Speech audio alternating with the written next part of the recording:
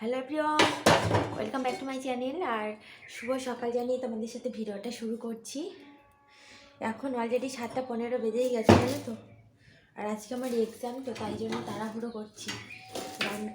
রান্নাটা করে নিয়ে খেয়ে নিয়েই চলে যাবো। কোনো স্নানও করবো না, এত ঠান্ডা পড়েছে। আর স্নান করতে গেলেই শরীর খারাপ হয়ে যাবে। তো এই যে দেখো, এখন ডিমের অমলেট করে নিচ্ছি। ডিম ভাজাটা করে নিয়ে তারপরে বেরোবো খেয়ে নিয়ে। আর আজকের তো রবিবার, আমাদের না রবিবার করেই এক্সাম হয়, জানো তো। সেই কারণের জন্য আজকে স্পেশাল ট্রেনটা পাবো না, লেডিস ট্রেনটা, মাতৃভূমির লেডিস, যেটা সকাল 9টায় ক্যানিং ক্যানিং বলছে, আমাদের পিয়ালিতে চলে আসে। কিন্তু ওই ট্রেনটাতে আজকে যাবো না, তার আগের ট্রেনে যাবো, 8:15 ট্রেন। তো জানি না আমি কত দূর কী করতে পারবো, তাড়াহুড়ো করছি। তো চলো চটপট করে কাজগুলো সেরে নিই। ছোটো কড়াইতে করে রান্না করছি, আর এই কড়াইতে রাতের তরকারি রয়েছে। দেখো, বিটকপি আলুর ভাজা, আর এখানে ভাতটা বসিয়ে দিয়েছি আবার গরম করতে। ব্যাস,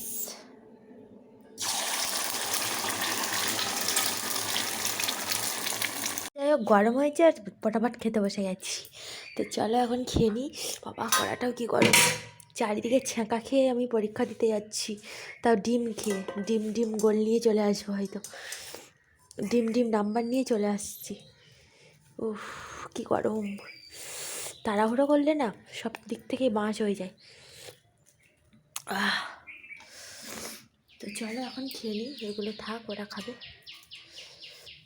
হ্যালো বন্ধুরা, খুবই দেরি হয়ে গেছে, তাড়াতাড়ি করে খেয়ে নিই আমি। আর তোমরা পুরো ভিডিওটার সাথে থেকো। আর আজকে আমি না স্নান করিনি, এটাই সবথেকে মজার ব্যাপার। আর স্নান করিনি তার একটাই কারণ, যা বিদঘুটে ঠান্ডায় স্নান করলে আমার এমনিতেই গলার প্রবলেম, সর্দির প্রবলেম, নাকে সব দিক থেকেই ধরে আছে। আর স্নান করলে আমার আর জাস্ট উপায় থাকবে না। তো ডিমের অমলেট আর বিটকপি ভাজা দিয়ে খেয়ে নিচ্ছি। আর তাড়াতাড়ি করে খাওয়া দাওয়া একদমই সম্ভব হয় না। তো অবশেষে চলে এলাম রাস্তায়, রোডে এখন লোকজন প্রচুর পরিমাণে। আর আমিও কিন্তু বেশ জোরে জোরে পা চালাচ্ছি। আর আজকে ওয়েদারটা দেখছে তো, পুরো রোদ ঝলমলে। কিন্তু পুরো ভিডিওটা অবশ্যই দেখবে। আর এখন সোজা তাড়াতাড়ি যাওয়ার একটাই কারণ, এখন হচ্ছে ট্রেন টাইম। আর অনেকেই দেখছি ছোটাছুটি করেই যাচ্ছে, আর আমিও তার মধ্যে কিন্তু বাদ নেই। তো চলো একেবারে সোনারপুর গিয়ে তোমাদের সাথে কথা হবে। তো ফাইনালি বন্ধুরা, সোনারপুর নেমে গেছে। আমার সাথে আরেকজন রয়েছে, আমার বেস্টি হচ্ছে, আমরা দুজনে মিলেই যাচ্ছি। তো চলো, ট্রেন এবার ধরে নিয়ে সোজা কিন্তু বারুইপুরও চলে এসেছি। বারুইপুর আমরা অটোতে রয়েছি, আর অটোতে আমরা 3জন রয়েছি, জানো তো। তিনজনই এক্সামার পরীক্ষার্থী। আর এখানে সরাসরি কলেজের সামনে চলে এসেছি।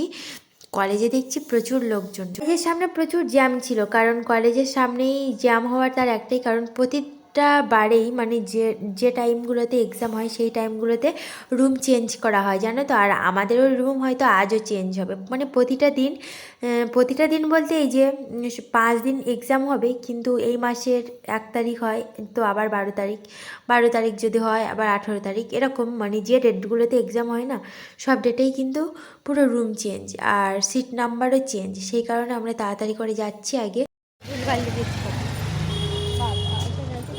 এতটা পরীক্ষা বাজে হবে, বাবা কি বাজে! আগের পরীক্ষাগুলো তো অনেকটাই ভালো। আর এখন বাজে 4টে, দুটো এক্সাম দিয়েছি বন্ধুরা, মানে 11টা থেকে 1টা, আবার 1 ঘন্টার ব্রেক টাইম ছিল। ব্রেক টাইমে তোমাদের সাথে ভিডিও শেয়ার করছিলাম, আবার 2টা থেকে 4টে। এখন 4টে বাজে, বারুইপুর স্টেশনে চলে এসেছি। আর এখানে এসে একটু মুড়ি মাখা খেয়ে নিচ্ছি। কিন্তু বেশ দারুণ ছিল। তারপর ট্রেনটা অনেক কষ্টে ধরেছি, কারণ এই টাইমে যে 5টার সময় টাইমটাতে না ট্রেন ধরা ভীষণ টাফের হয়। আগের বারেই যে মানে আমরা এরকম ট্রেনে উঠতেই পারিনি, পরের ট্রেনে উঠেছি, তাও খুব কষ্টে। তো চলো এখন আমি খাওয়া দাওয়াটা সেরে নিই। আর আজকের বরকে দিয়ে রান্না করিয়েছি, কারণ ভীষণ শরীর খারাপ লাগছিল আমার, এতটাই কোমর যন্ত্রণা করছিল। আমি এসেই মাত্র শুয়ে পড়েছিলাম, আর মাগো করছিলাম।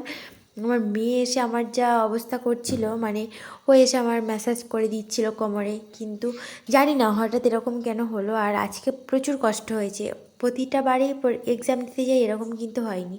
তারপর দেখো, ভাত খেতে বসেছি, মেয়েকেও খাইয়ে দেবো। তো চলো, আজকে ব্লগটা কেমন লাগলো ছোট্ট সেটাও জানিও। আর সামনেই কাল থেকেই পৌষ সংক্রান্তি, মানে কাল পৌষ সংক্রান্তি, তোমাদেরকে অ্যাডভান্স পৌষ সংক্রান্তি অনেক অনেক শুভেচ্ছা। তোমরাও কিন্তু বাড়িতে খুব ভালোভাবে পিঠেপুলির উৎসব করো। আর আমি জানি না আমার পিঠেপুলিটা কবে হবে, তবে যেদিন হবে তোমাদের সাথে অবশ্যই শেয়ার করব।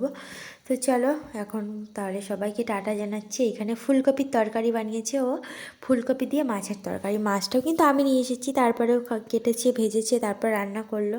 এটাই হচ্ছে প্রবলেম। তো চলো খেয়ে নিই আর বেশি লেট না করে।